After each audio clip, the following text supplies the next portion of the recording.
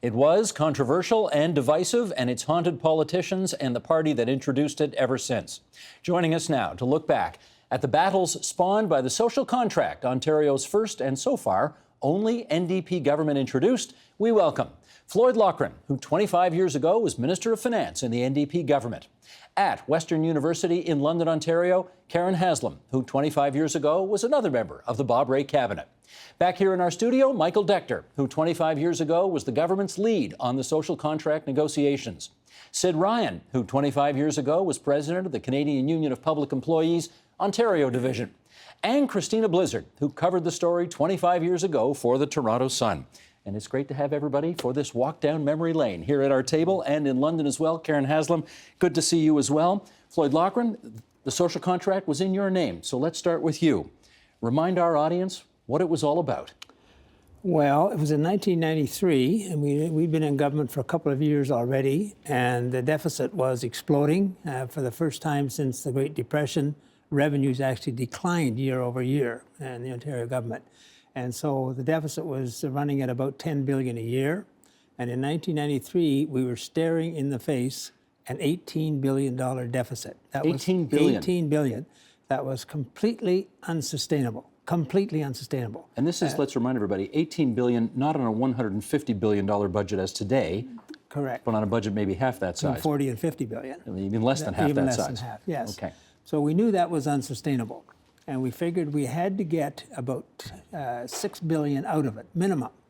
And so what we did was we created what is known as a social contract. I always called it the three-legged stool because it consisted of taking $2 billion out in expenditure programs, increasing taxes by $2 billion, and a social contract for $2 billion. So that came to $6 billion and would get our deficit down to about 12, which is plenty high as well that time. So that was what led to it. And so we had a vigorous debate internally about how to get there. I mean, the easiest way would be just cut programs and tell everybody to live with it. Reduce transfers to the municipalities, the hospitals, the school boards, and so forth.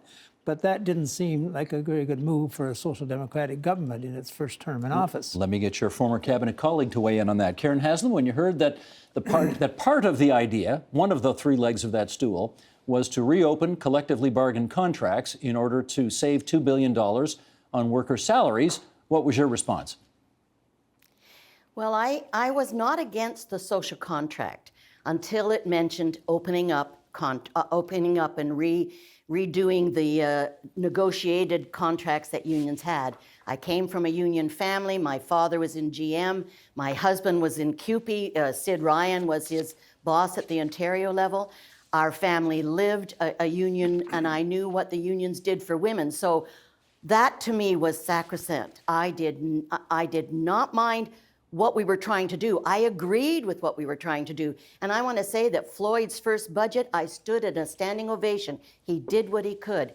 But I kept reminding them at the end of the day, this is what we have to look at, and that's what we have to be careful of. Let's just be clear again, Floyd Loughran, that part of what you were trying to do said anybody who's paid by the public service has got to take 10, 11, 12 days off unpaid, but you did protect some people in that. We protected, excuse me, anyone earning under $30,000 a year would not be affected by it. And if you translate that $30,000 into today's rate, that would be about $50,000 or $51,000. So we did protect the lowest income people in it as well. Okay, Michael Decter, you got your marching orders from Premier Bob Rae. What did he task you with doing? Well, trying to negotiate a voluntary agreement with all of the representatives of the broader public sector. So it was certainly the bargaining agents, and Mr. Ryan and three of his colleagues kind of led that effort, but it was also the employers, because the government itself was not the employer for the school system so there were 600 angry people in a room, and I would say Dennis Timbrell, who represented the hospitals, was at least as angry as anyone else, because this was a massive intervention. I think entirely well motivated. The government, and Mr. Loughran described it accurately. Let me add one more feature to it. The problem for the government in simply cutting the transfers by $2 billion was there were at least 50,000 people. There were 1 million people to be affected, but there were 50,000 of them who were not unionized, who would have certainly lost their jobs. Now, thankfully, 25 years later, and efforts by CUPE and other unions, almost all of those people are now unionized. But what would have happened was if there wasn't a social contract, and you cut $2 billion out of the transfers, 50,000 low-wage public sector workers would have lost their jobs, and other people who had good contracts would not only have kept their jobs, but they would have had pay increases, movement in grid, and so on. So the cabinet and Premier Rae felt that was not an outcome they could live with. I want to find out what Sid Ryan thought when he walked into that room of 600 people. You were one of them, and Michael Decter said to you, we've got to negotiate some wage decreases here in order to prevent this province from going into Chapter 11, or whatever the equivalent would have been back then. Well, we were in shock because earlier we'd had lots of meetings with the Premier and with the Cabinet, and we discussed various options. And one of the options that came out of CUPE, like Judy Darcy and myself, we proposed a social accord, which was similar to what had been negotiated in British Columbia, which was basically a quid pro quo kind of an arrangement. If they take a wage freeze, that there would be some degree of job security throughout the phase of the austerity. And we tried to get the government to buy into that, but they would not. And what was announced was you have to come into the McDonald block on April the 5th, and I remember that because it's the day I came to Canada in 1975. So on April the 5th, we're in this meeting with 200 employers, basically, 200 or 300 union leaders, plus the cabinet from the government. And Dennis Timbrell, Michael is absolutely correct. He was just salivating at the possibility of being able to get at the collective agreements because he was negotiating with the hospital sector and they had good collective agreements. And he kept egging on and mischievously, I believe, goading the Premier, saying, we love it, like, give us this social contract and we can get at it. So we were really very upset with the government. Do you remember what you called Michael Decter back in the day? I don't. What did I call him? Do you remember what he called you back in the day? I believe there were buttons. I have one somewhere. I think he accused you of treason or something like that. did? didn't he? Oh, well, my no, God. the button I have says Decter is just a four-letter word. And, I didn't come up with that slogan, I can assure you. you know, and I said we're only looking for 5%, not 20. So, And you in the interest of equal time, do you remember what you called Sid Ryan back in the day? I do not. I'm sure I called him a gentleman and a skull. I'm pretty sure that was not what you called him. I'm pretty sure you referred to him and some of the other union leaders as the four windbags of the apocalypse. No, I was not the person. Who said that then? This was probably the worst moment of the I think it was negotiation. Bob Rae who said that. Bob Rae I said got that? a call at Bob Rae. 3 in Yeah. the morning from, Yeah. I think, Peter Warrion to say, have you heard what the Premier said at dinner? And I said, I have not.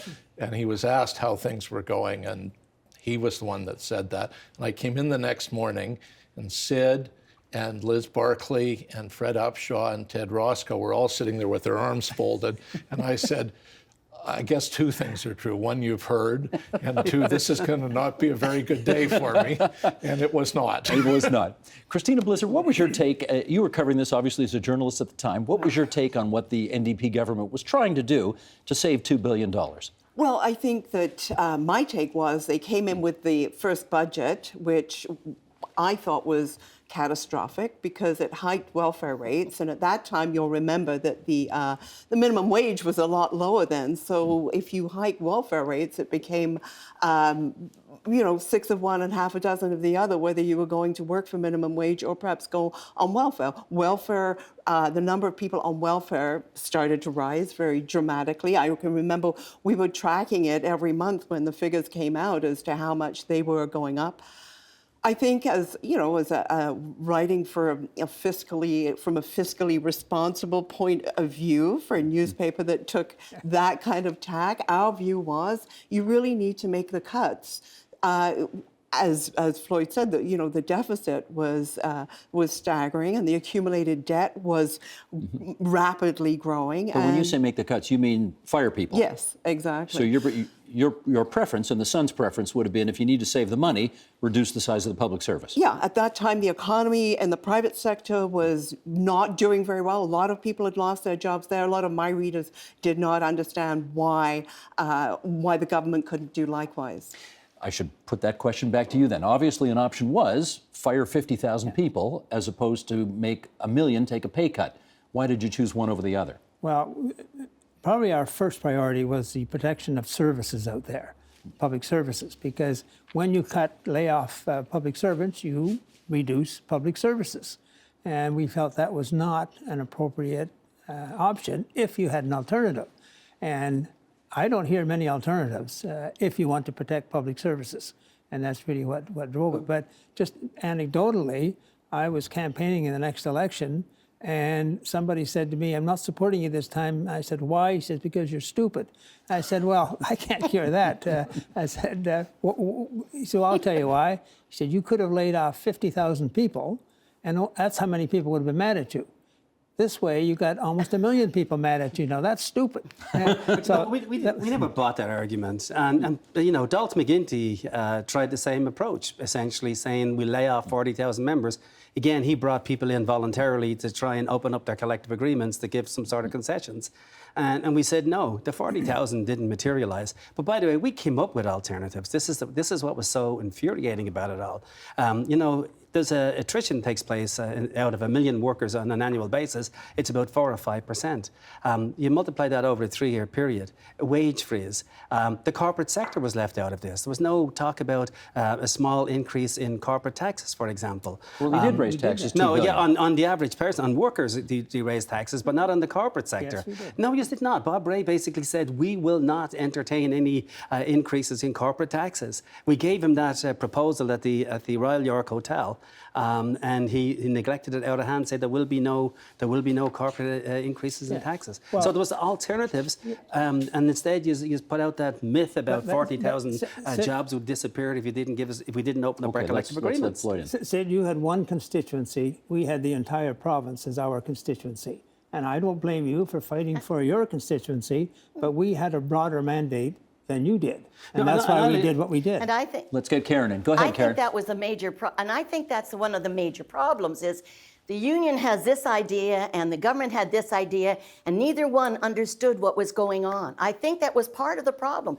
The unions are there to protect their members, and collective agreements is how they do that. The government is concerned about Ontarians. Yes, we didn't want to lay off 40,000 people because those were the 40,000 people at the end that would have gotten the job off, not the boss, but the secretaries. So I think that was part of the problem. And there's Michael Dexter in the middle, and I don't think he understood either one of them, to tell you the truth. I think that's part of the problem. Shall we ask him himself? Okay, Michael Dexter, you... Sure, go ahead. What was your I'd view? like to go back to something that Sid said at the beginning. There had been pre-discussions, but I think the Labor side thought the deal was going to be something like a wage freeze, maybe multi-year, attrition, and no layoffs or something like that.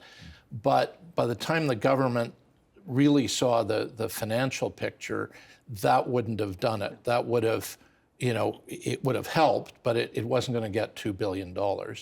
The idea of time off in lieu of pay had been successfully done in a couple of other locations, other provinces and other countries.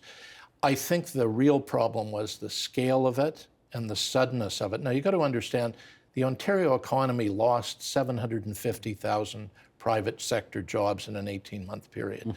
That was the steepest, sharpest job loss probably since the 1930s. Since the Depression, yeah. So the revenues fell apart, and there was some really serious discussion of whether you could even if the province, some people said, well, just borrow and get through this. It wasn't clear that Ontario could borrow $16 billion to get through it. And interest rates were at what back then?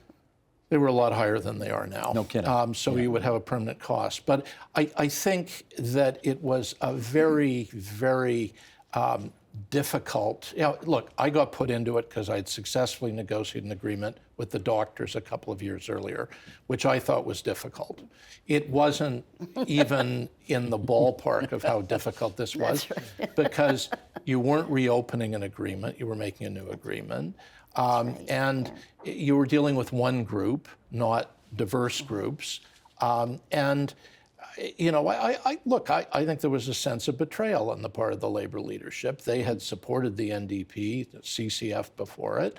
This was their government in office for the first time ever in Ontario. And the government turns around and says, you got to give something back. Well, I want to get Christina Blizzard's take on this. I think by the end of the negotiation, because it went on 3 months, a lot of the negotiators because we had tables, a health table and education table, they could see deals that could be done, which involved things other than time off. So there was, movement on pension. There were a whole set of things. The negotiators could see them, but, and this isn't a criticism, I think the leadership couldn't see how they could agree to this. Well, the negotiations, let me get Chris on this, because the negotiations eventually, despite the efforts of all involved, they did break down.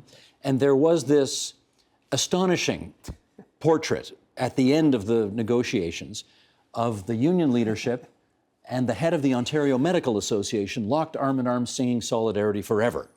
Now, had you ever seen anything like that before? Absolutely no. And you saw really this great, I thought, a schism within the NDP. You had, on the one side, you had the Social Democrats and the more the Save the Whales kind of socialists versus the Peter Cormos, the Howard Hamptons, who came from the grassroots unionist heartland of the province and who were absolutely committed to the union cause and who were absolutely horrified, alienated completely within the NDP. And I think that was a massive, I think that was sort of disastrous for the NDP. Sid, I want to know what was going through your head when, I don't know if you were locked arms with the head of the Ontario Medical Association, but he couldn't have been too far away from you. And I wondered what was going through your head when you were singing Solidarity Forever with him and so many others. Well, he was a bit player. He was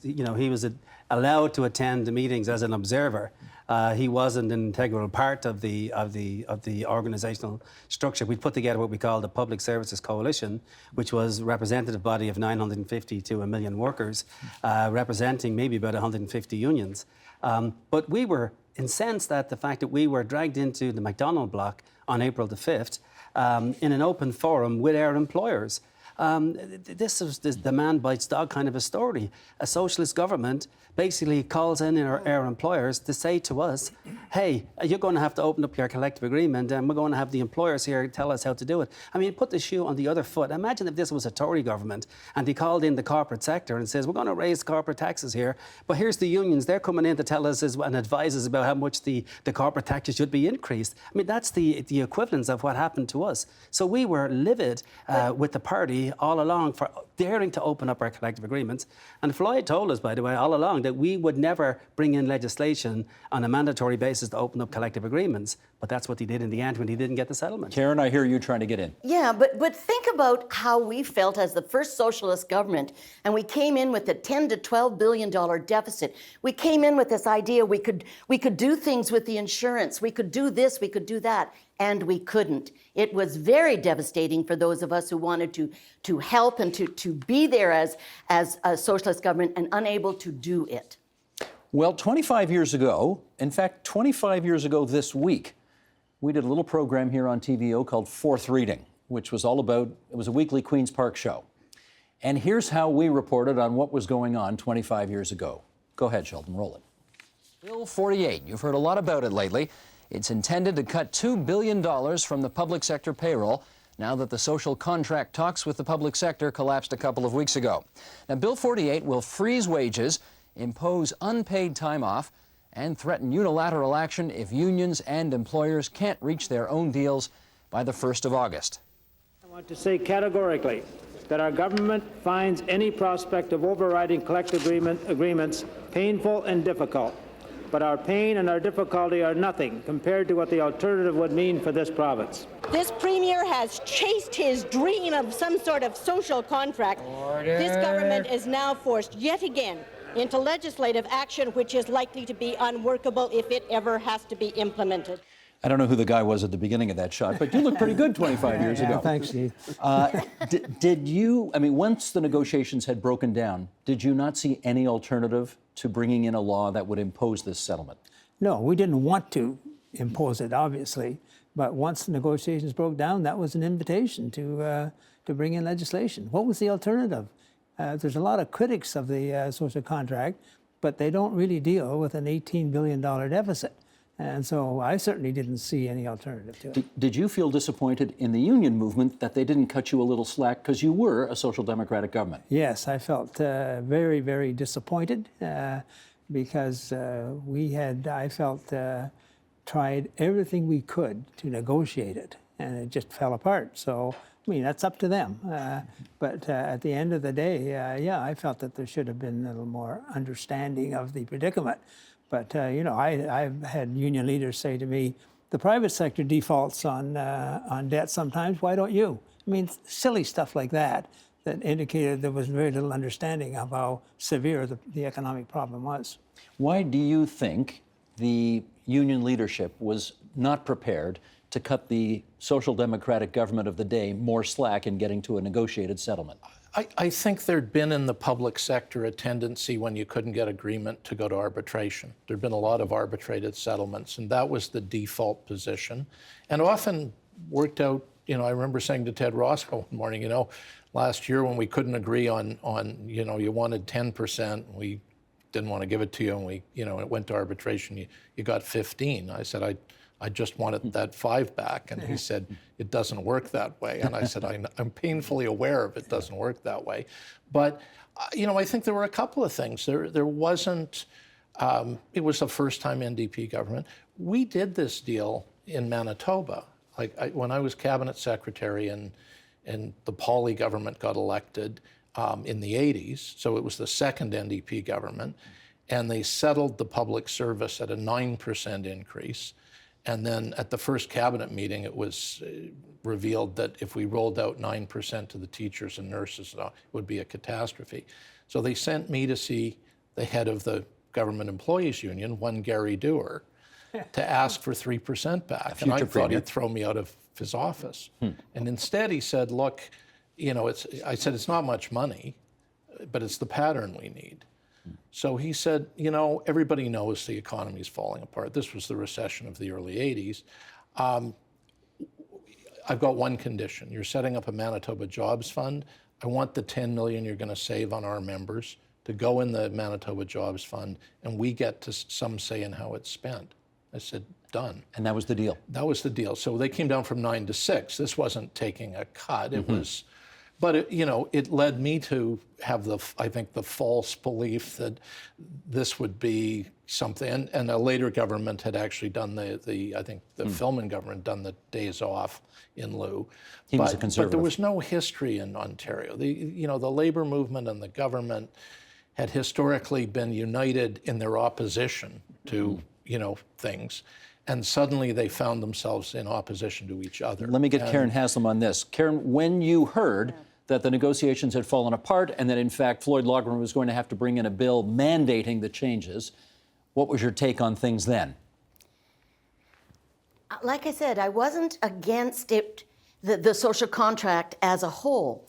But when it got to the point where they were going to force the reopening of contracts, that went against my value system, my family's value system. It went against my core that collective bargaining was a free collective bargaining, and I knew that that's the point I had to make a decision. I'd been saying this for months, please listen to and look at what's going to happen if this doesn't work. That's all I kept saying. If this doesn't work, look where we're going to end up, and this is not where we want to end up when the unions were so supportive.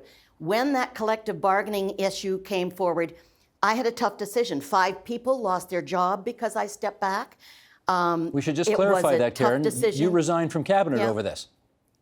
I resigned from cabinet. Actually, one person, I forget who it was, said, Karen, you're the only person who's resigned not because of health issues and not because of other issues, but over a matter of principle. There was no scandal in your life.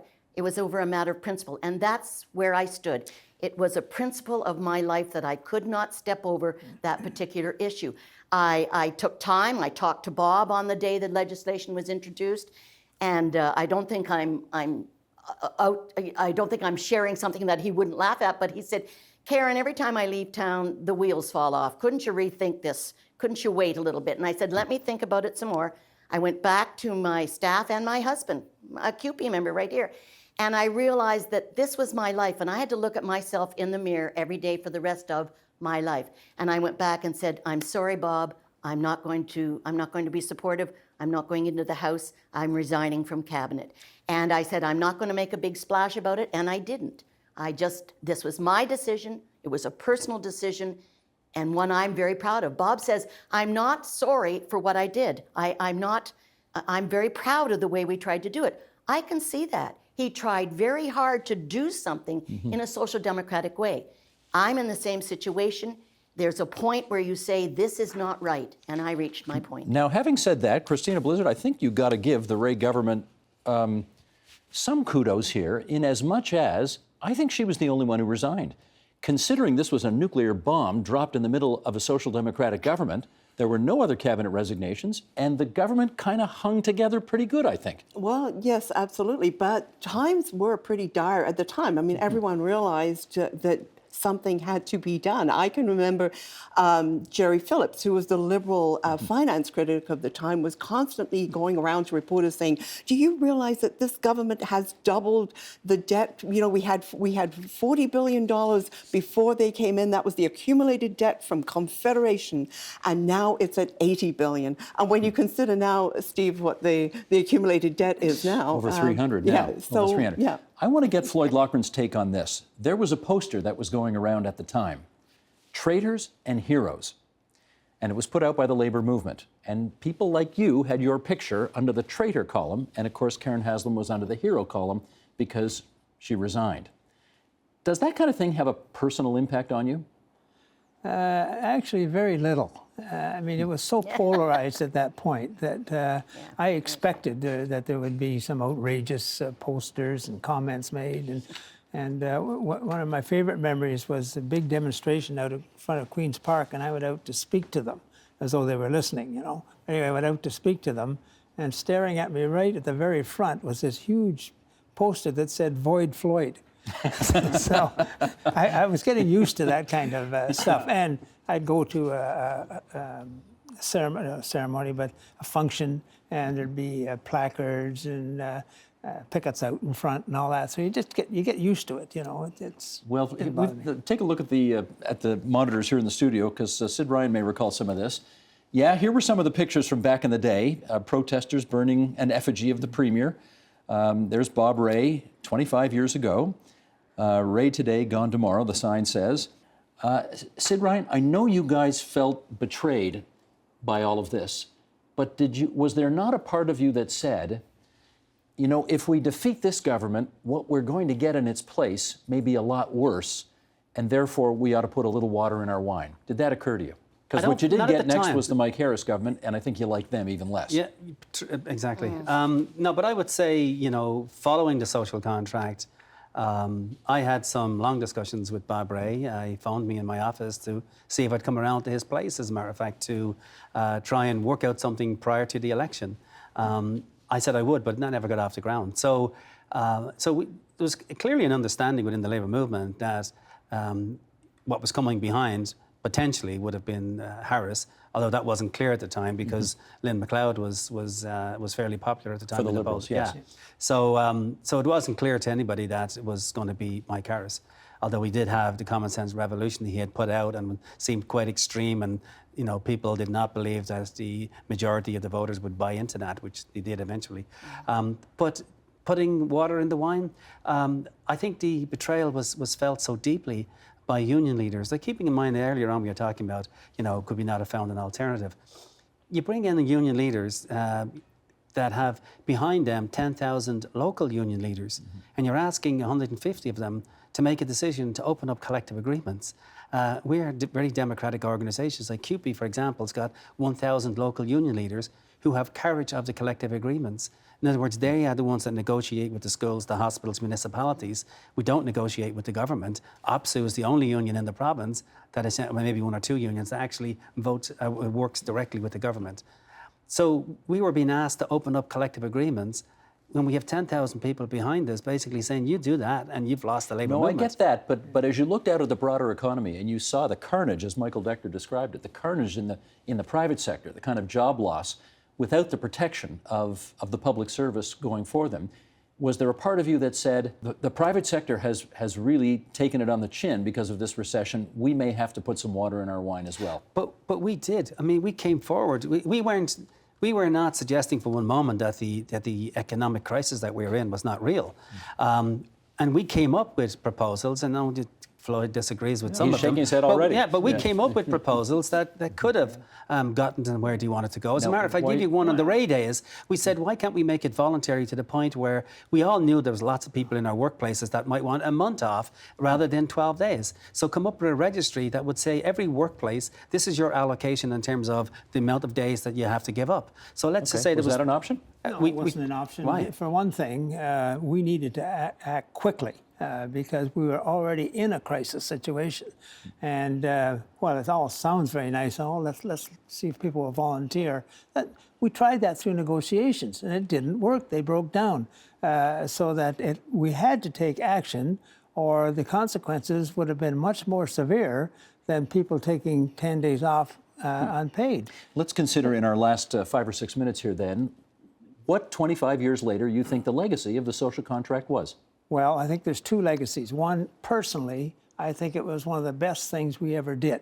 I'm very proud of the social contract because of what it avoided, which was basically reduction in public services and huge layoffs. And so I'm very proud of it, and I will be forever. I think it did cast a pall over the next election with a lot of our friends in the trade union movement. No question about that. And I still hear about it. At the same time, there was a lot of exaggeration went into it as well. I was at a conference of teachers, and it was in Manitoulin Island, as a matter of fact, and they were complaining about the social contract. And I said, well, how many days did you people have to take off? And the response was, well, actually none, because we found savings elsewhere, which was an option. If they found savings some other way, you didn't have to take those unpaid days off. So I think it's an honorable legacy for a social democratic government to say that this is what we did rather than the options, which would have strung out the solution over a number of years that was unacceptable. Michael Decter, you called the social contract the finest hour for the NDP government. How come? Well, I think they put the province ahead of their party. They put the province ahead of their natural allies. And they were, I think, completely seized of the carnage that would happen to low-income, broader public sector workers who didn't have the protection of a bargaining agent. Having said that, I too come from a union household. My grandfather was one of the Winnipeg General Strike in 1919? Yes, drove a streetcar for the Winnipeg District Electric Company. Okay. And my Irish mother had passed away before the social contract, or she'd probably have come and strung me up. But it has haunted me for a lot of years that we couldn't get to a deal. And I think that, when I look back, and hindsight's always great on these things, if we'd done something in one sector a year earlier, we might have been able to roll it out. But it was just too many people. Much all at once. We didn't understand the implication fully of putting the employers in the room. I agree with Sid on that. And the pressure was enormous to do it quickly. Okay, let me make sure. Speaking of quickly, I don't want to run out of time, not hear from the other three. So, Christina, the legacy 25 years later. Well, I think it was a massive miscalculation. It led to the Harris government. Obviously, came in on this, their work for welfare. It led to Howard Hampton then sort of reclaiming the NDP as their as the party of labor as opposed to the Save the Great White Whale kind of thing. So I think for my readers, it was this eye-rolling thing. A lot of them had been in the private sector, had lost jobs, and were sort of looking and rolling their eyes at civil servants who didn't want to take 12 days off. That was being, offered as an option. And for people who had lost their jobs, that was really, they didn't understand it. Karen Haslam, 25 years later, what's the legacy? Well, with all due respect to Christine and the Great White Whales, I think it really resulted in a large gap between the unions. The union movement was usually very cohesive. I'm talking about public sector. And I think there was a major schism. What happened? Our union members who had supported the NDP for many years, many of my colleagues were union members, and that broke again. So we had a break between the unions, we had a break between the union and the party, and a lot of us lost our jobs in the last election. So in the next election, so there were ripples and ripples and ripples, and I don't think anyone has ever forgotten it. I think it'll be with us a little longer. It was a deep one. Let's That give may the be last. true, but it was not a miscalculation. You're pushing back I'm on the just notion saying- that it I'm was a just- miscalculation. It was a political I didn't say it was a No. miscalculation. Okay, we have a minute left for the honourable member from CUPE. Go ahead. Well, at the time I said that the social contract would cause the NDP to wander into the wilderness for the next 2 decades, and I was absolutely correct. The whole notion of opening up collective agreements, other governments follow suit. I believe the NDP were the first government in Canada to do so, to bring in legislation to open collective agreements. And the third point was it completely killed the federal NDP. They dropped to 6% in the election a year later. So the legacy has been a bad taste. I still knock on doors in Oshawa every time there's an election, and I still hear about the social contract, and that's like 25 years later. You got a book coming out soon, right? I have indeed, and it's covering my life growing up in Ireland, but also covers the social contract and the major battles of the labour movement over the last 30 years. What's it called? A Grander Vision. I look forward to reading it and having you back on that. Love to. Thank you. Great. I want to thank all of you for taking this walk down memory lane 25 years ago with the social contract. Floyd Loughran for coming all the way from Sudbury. That was really good of you to do. Everybody else, Karen Haslam, good to see you on the line from London, Ontario. Thanks so much, everybody, for your participation tonight here on TVO. That's good. Thank you. Thank you. Steve. Thank you. The Agenda with Steve Bacon is brought to you by the Chartered Professional Accountants of Ontario, helping businesses stay on the right side of change with strategic thinking, insightful decisions, and business leadership. Are you on the right side of change? Ask an Ontario CPA.